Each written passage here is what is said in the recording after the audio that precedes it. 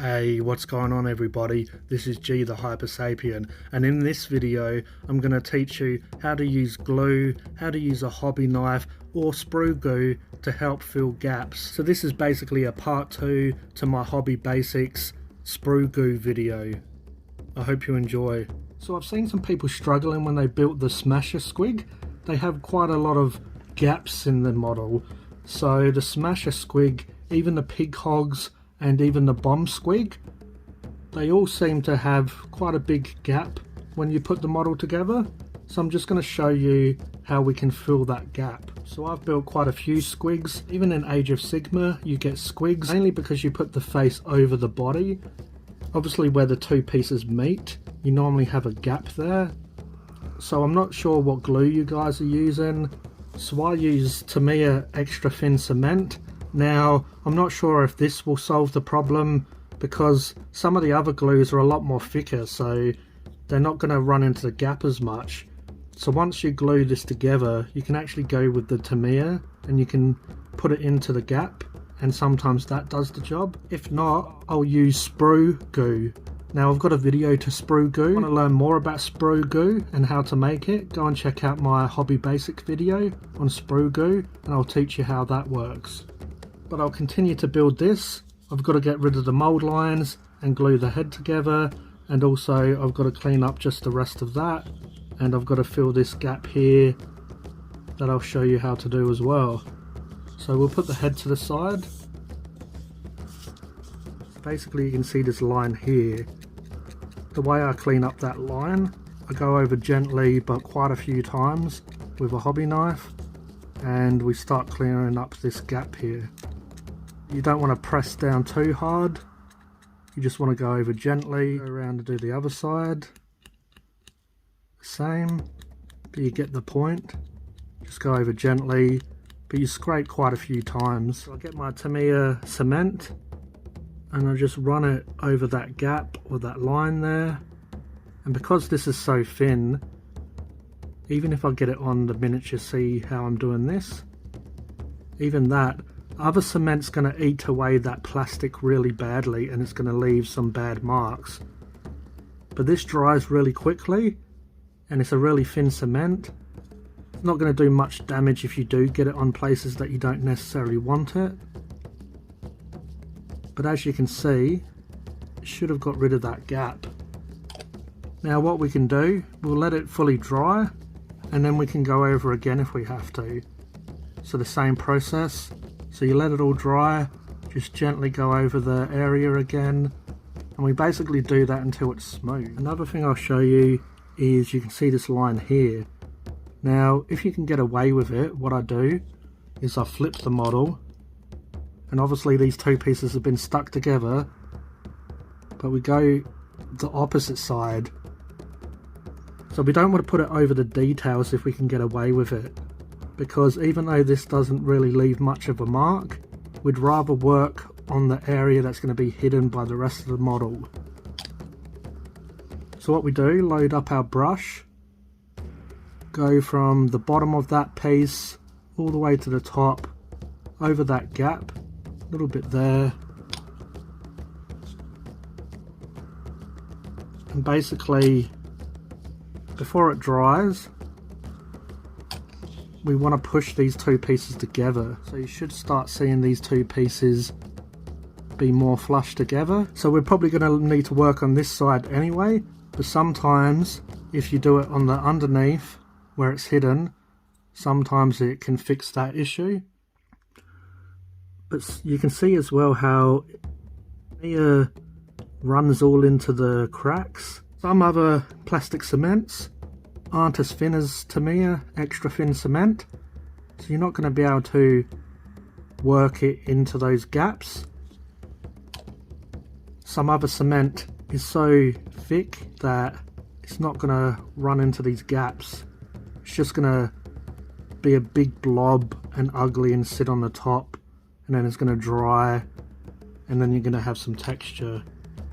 Now we put a bit of Tamiya extra thin on it. What you can do is you can keep your fingers away from the glue, because if you put your fingers on the glue it's going to leave fingerprints, So be careful with that.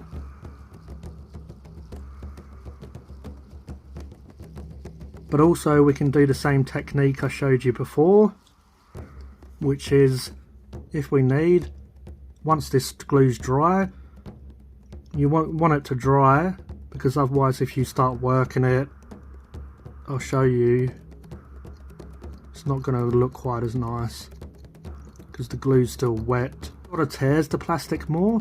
Don't really get those nice little flakes like we saw before coming off.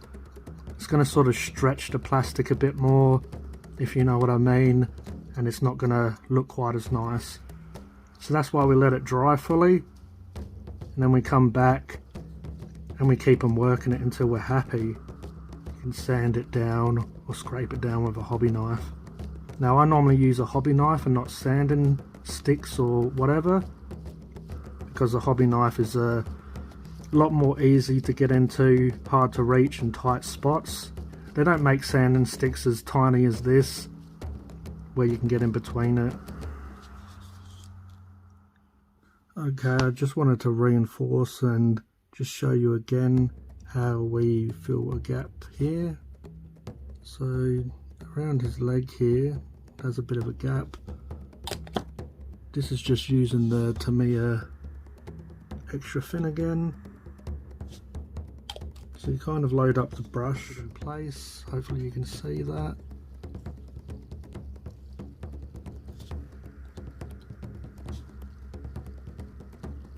If you can see, these are the kind of gaps that I've been seeing on a lot of people's models. Obviously if you're not too bothered, you can just go ahead and do as you wish. Basically these kits aren't exactly cheap, so to me I want to make them look as good as I can. Just take that little bit of extra time, and they're going to look far better once they're painted.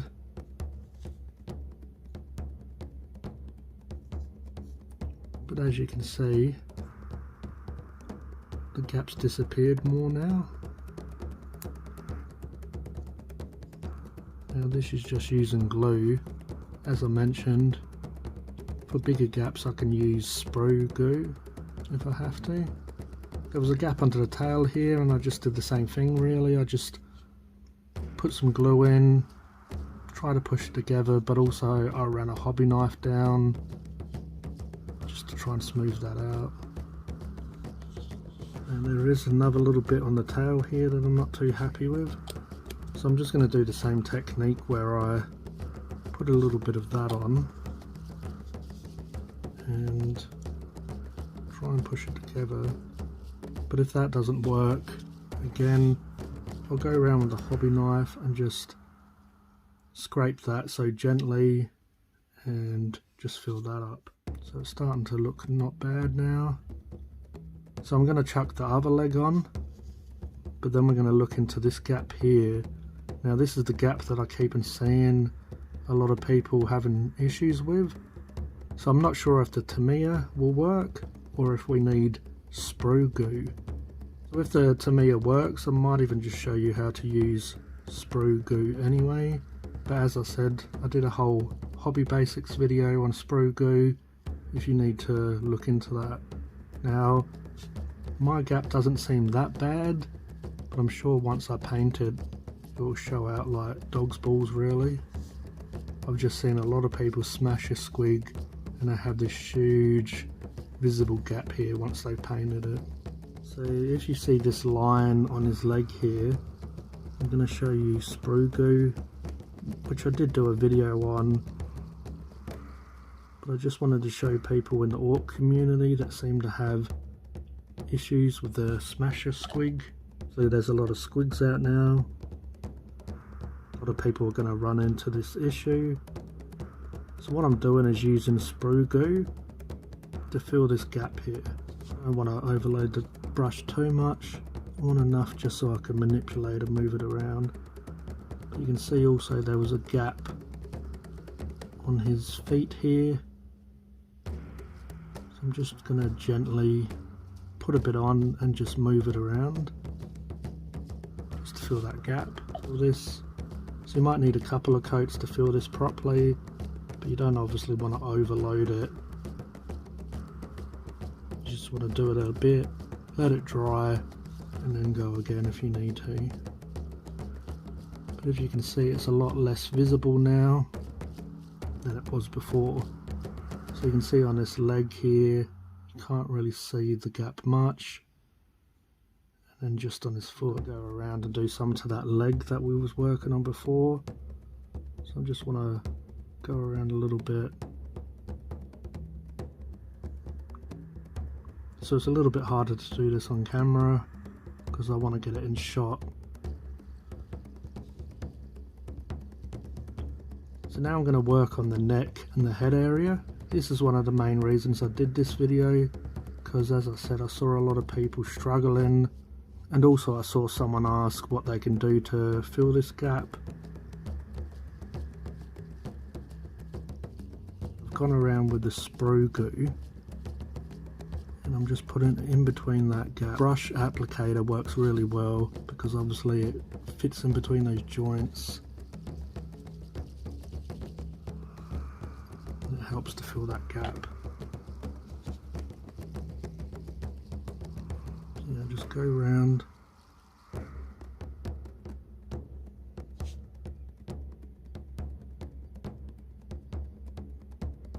With sprue goo, you have a little bit of time to manipulate it, but before it dries, you just want to move it around a bit and then leave it to dry. Don't want to touch it once it's in the drying stage. You let it dry, and if you need to do it again, you can do it again. See how you can put a bit in the gap and then you can just spread it around with a brush just to smooth it out. It will look ugly if you just have a big blob. So that's why these brushes are perfect, and that's why I use the Tamiya bottles, because these little brushes, you can just smooth it out as much as you can. Go around again. But if you can see, the gap's less visible now.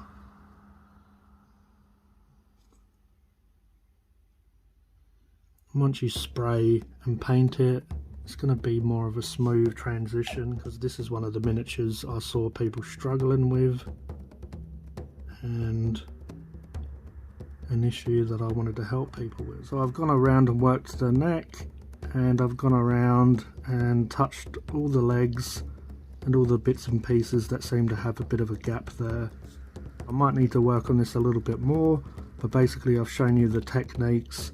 I'm sure you can work out the rest yourself, or use these techniques until you're happy with your miniature. Yeah, I'm pretty happy with this.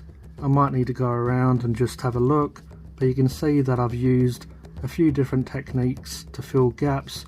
I've used hobby knife, I've used Tamiya glue, and then for the worst gaps I've shown you how to use sprue goo. I've got a video that's just dedicated to sprue goo, so if you want to have a look at that video as well, to learn how to make sprue goo, and also I just show you in that video how to fill gaps with sprue goo as well.